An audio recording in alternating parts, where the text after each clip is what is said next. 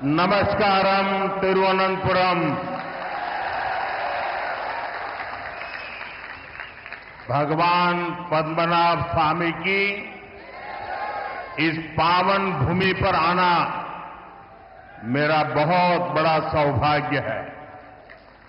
मैं संत श्री नारायण गुरु जी के ज्ञान, महात्मा अयनकली के मार्गदर्शन और मन्नथु पद्मनाभन जी के निस्वार्थ सेवा भाव का भी वंदन करता हूं। आज वसंत पंचमी सरस्वती पूजा का पावन पर्व भी है। ये महामाघ महोत्सवम उसका भी समय है।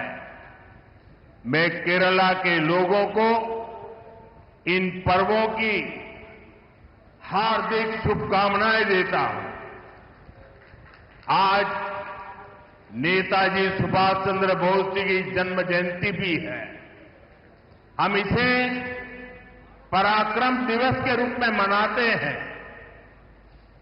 मैं सभी देशवासियों को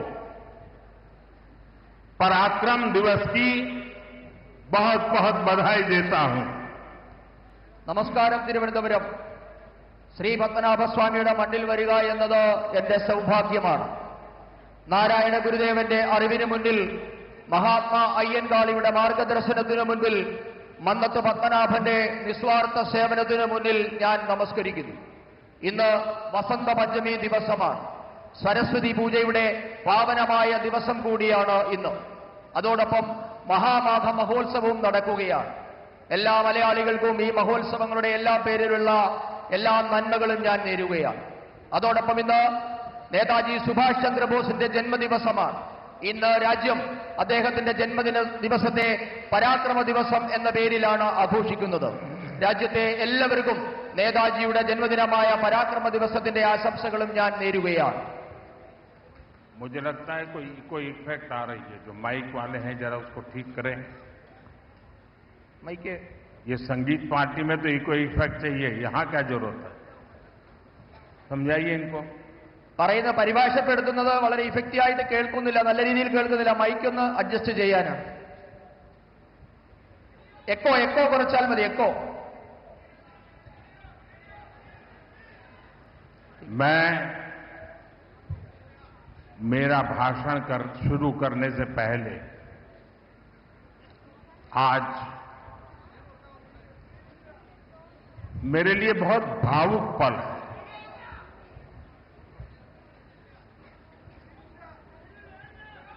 लाखों कार्यकर्ताओं का परिश्रम रंग ला रहा है। आज मैं सबसे पहले केरला की तिरुवनंतपुरम की जनता को, हमारे लाखों समर्थकों को, साथियों को मेरा भाषण शुरू करने से पहले बहुत ही आदरपूर्वक नमन करना चाहता हूं। ഇന്ന് ഈ തിരുവനന്തപുരത്തെ ലക്ഷക്കണക്കിന് പ്രവർത്തകരുടെ ഏറെക്കാലത്തെ പ്രയത്നം നിറമണിഞ്ഞിരിക്കുകയാണ്. ഞാൻ എന്റെ പ്രസംഗം തുടങ്ങുന്നതിന് മുൻപ് തിരുവനന്തപുരത്തെ ജനങ്ങൾക്ക്, ലക്ഷക്കണക്കിന് വരുന്ന ഭാരതീയ ജനതാ പാർട്ടിയുടെ പ്രവർത്തകർക്ക് എല്ലാവർക്കും ഏറെ ആദരപൂർവ്വം ഞാൻ നിങ്ങൾക്ക് എല്ലാവർക്കും എന്റെ സാദര നമസ്കാരം അർപ്പിക്കുന്നു.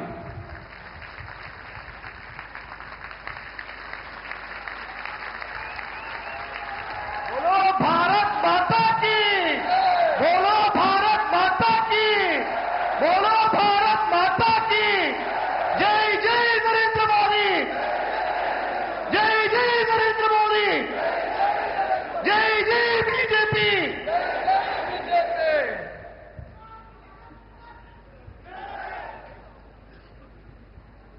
एंडे सुहृदगणे,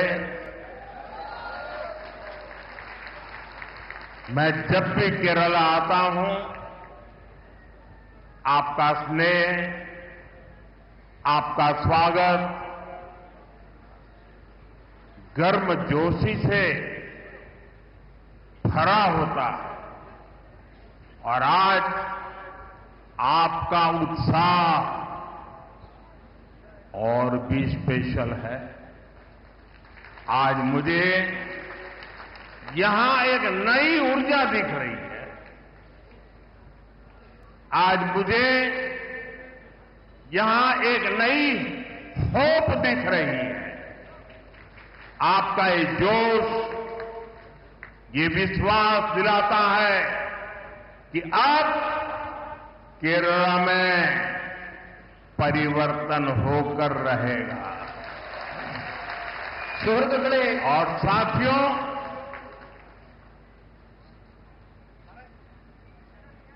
कुछ यहां जो लेफ्टिस्ट इकोसिस्टम होगा उनको शायद आज मेरी बात गले नहीं उतरेगी, लेकिन मैं आपको बड़ी मजबूती के साथ, तथ्य और तर्क के साथ मेरी इस बात की ताकत क्या है वो बताना चाहता हूं। 1987 के पहले गुजरात में बीजेपी एक हाशिए की पार्टी थी। अखबार में 2 लाइन भी नहीं छपती थी।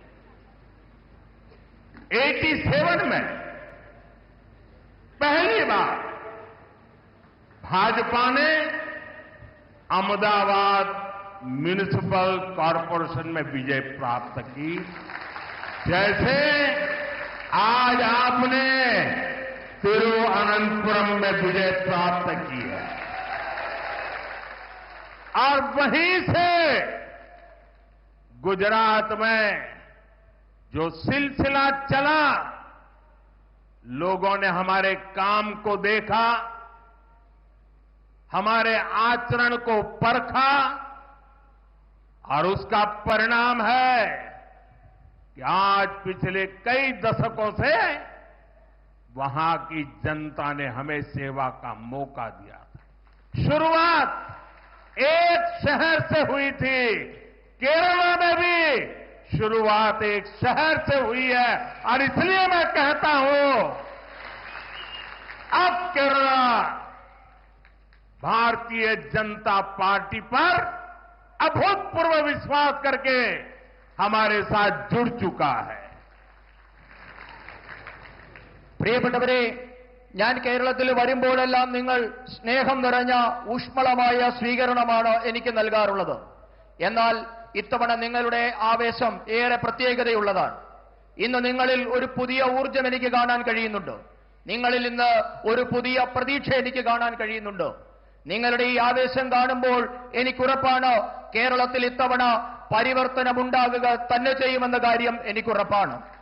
ഞാൻ എന്റെ എല്ലാ ഉറപ്പോടും കരുത്തോടും കൂടി നിങ്ങളോട് പറയുന്നു, 1987 മുൻപ് ഗുജറാത്തിൽ ഭാരതീയ ജനതാ പാർട്ടി എന്നുള്ളത് തോൽവികൾ ഏറ്റുവാങ്ങുന്ന ഒരു പാർട്ടി മാത്രമായിരുന്നു.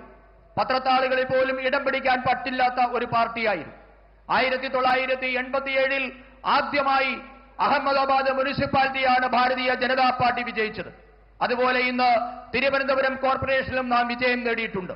ഇവിടെ നിന്നാണ് ഗുജറാത്ത് തുടങ്ങിയത്. ഗുജറാത്തിലെ ജൈത്രയാത്ര അഹമ്മദാബാദ് മുനിസിപ്പാലിറ്റിയിൽ നിന്നാണ് നാം തുടങ്ങിയത്.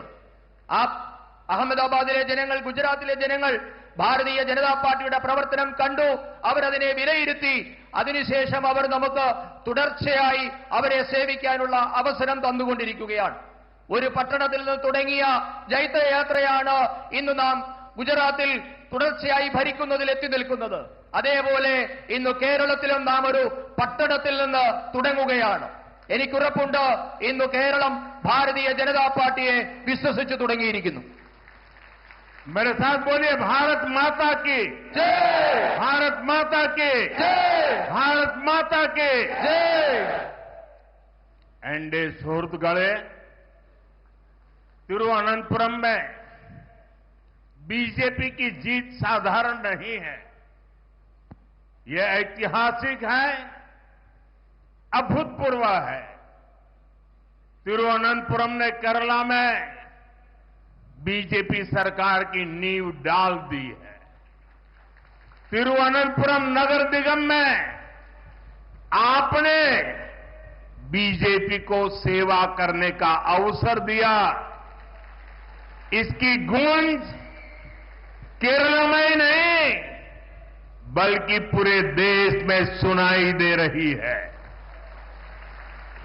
ये गुड गवर्नेंस के लिए काम करने वाली पार्टी की जीत है। ये जीत विकसित केरला बनाने के संकल्प की जीत है और ये जीत एलडीएफ और यूडीएफ के करप्शन से केरला को मुक्त करने के कमिटमेंट की जीत है। मैं बीजेपी पर भरोसा जताने के लिए यहां के हर मतदाता का, एवरी वोटर का अभिनंदन करता हूं। नन्हे തിരുവനന്തപുരം പ്രിയപ്പെട്ടവരെ, തിരുവനന്തപുരത്തെ ഭാരതീയ ജനതാ പാർട്ടിയുടെ വിജയം അസാധാരണമാണ്, ഐതിഹാസികമാണ്, അത്ഭുതപൂർവമാണ്. കേരളത്തിലെ ഭാരതീയ ജനതാ പാർട്ടിയുടെ ഭരണത്തിന് തിരുവനന്തപുരം അടിത്തറയിട്ട് കഴിഞ്ഞു എന്ന് നമുക്ക് പറയാം. തിരുവനന്തപുരം കോർപ്പറേഷനിലെ ജനങ്ങൾ നിങ്ങളെ സേവിക്കാൻ ഒരവസരം ഇന്ന് ഭാരതീയ ജനതാ പാർട്ടിക്ക് നൽകിയിട്ടുണ്ട്.